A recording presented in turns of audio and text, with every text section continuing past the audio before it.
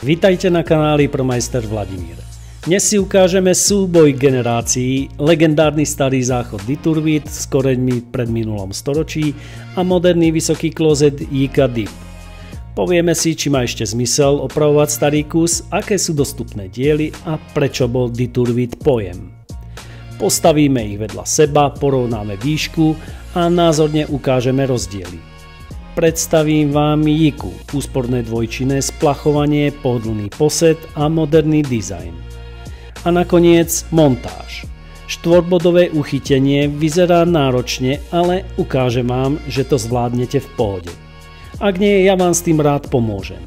Tak si dajte kávu, sadnite si pohodlne, dnes to bude poriadna prehliadka záchodovej evolúcie. Poďme na to. Vedeli ste, že československý záchod Diturbit bol kedysi technologický zázrak?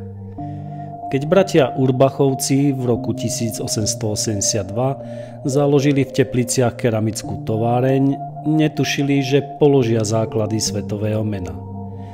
Od roku 1901 sa zamerali na sanitárnu keramiku. Spojením so znojemskou firmou Dittmar vznikla v roku 1924 značka Dittmar Urbach. V roku 1932 priniesli revolučný materiál, ktorý bol pevný a nenasiakavý. Vydržal až 3,6 tony v ťahu aj v tlaku. Značku zdobila biela labuť s písmenom T a fabrika vyrábala aj známe dekoračné kúsky, napríklad ikonický popolník tvare ľadového medveďa a mnoho iných, s ktorými ste sa možná aj vystretli. Počas vojny továreň arizovali židovským zakladateľom a bielu labuť nahradili nacistickou orlicou.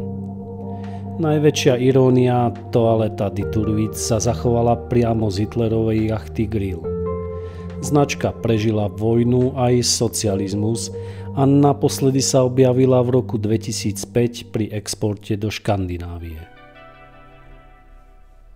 Ak takýto historický kúsok ešte stále slúži aj u vás doma a nechcete ho meniť, poďme sa pozrieť, ako sa dá opraviť.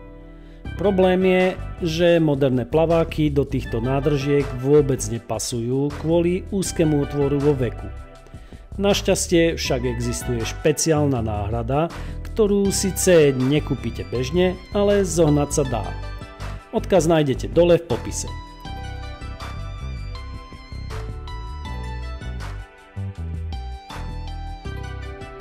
Ak netreba meniť celý mechanizmus, stačí vymeniť samotné tesnenie a WC môže ďalej slúžiť. Nevýhodou tohto starého splachovača je, že pri každom použití vypustí celú nádržku, nehľadiac na potrebu. V dnešnej dobe to nie je veľmi úsporné.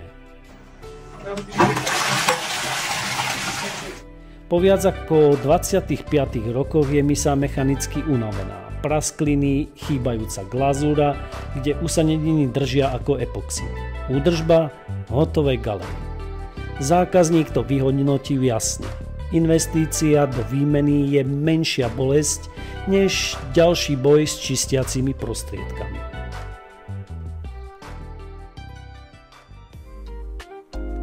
Skôr než sa pustíme do montáže, postavím nový klozet JICA Deep vedľa bežného záchodu. Teda štandardného modelu, aký máte doma pravdepodobne aj vy. No a teraz príde ten zlomový moment. Najvyšší záchod na trhu proti klasike. Ako vidíte, rozdiel vo výške je výrazný. Zoberieme meter, premeriame to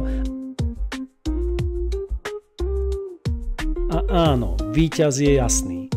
Pre úplnosť ešte praktická skúška, sadám si. Poviem vám, najbližšie si ho montujem aj u seba doma. Pohodlie na úrovni. Moji rodičia by ho určite ocenili a nemuseli by už na bežný záchod dávať tie prídavné nadstavbové sedáky, ktoré sú nielen nepraktické, ale aj otravné na údržbu. Takže za mňa otestované, schválené a rozhodnuté. Poďme na montáž. Po demontáži vyčistíme miesto po starom klozete. Odstránime nečistoty. Nasadíme flexi hadicu, na gumové tesnenie môžeme použiť vodárskú vazelínu. Uľahčí to nasadenie klozetu. Klozet opatrne položíme na miesto. Zarovnáme ho vizuálne alebo metrom.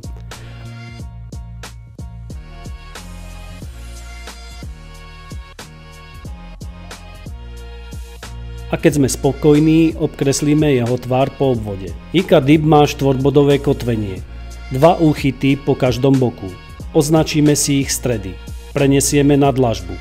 Stačí aj od oka, montážne plastové L-profily majú dostatočnú rezervu. Klozet odložíme bokom, zmeriame hrúbku spodného okraja, väčšinou 1,5 cm. A podľa toho si na podlahe označíme montážne body. L-profily osadíme, navrtame otvory, dáme hmoždinky a priskrutkujeme.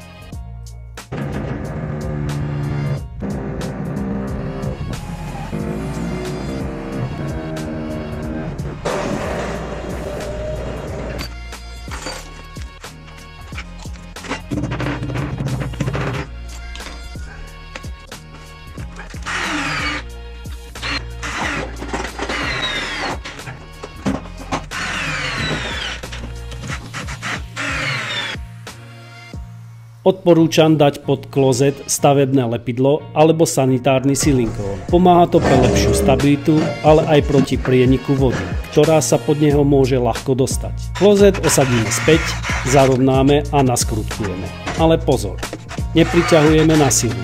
Dotiahneme ho ručne alebo uťahovačkou s minimálnym momentom. Porcelán nepruží, takže opatrne. Napojíme prívod vody, spustíme tlak a skontrolujeme tesnosť. Nakoniec nasadíme ovládacie tlačidlá, malé a veľké. Upravíme výškovo vodítka tlačidiel a otestujeme prvé splachovanie.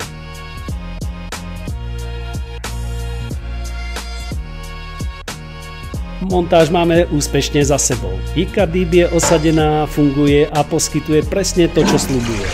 Pohodlie, úspornosť a spoľahlivosť. A dizajn, ten hovorí sám za seba. A teraz vy. Máte doma podobný záchod? Chystáte sa ho vymeniť?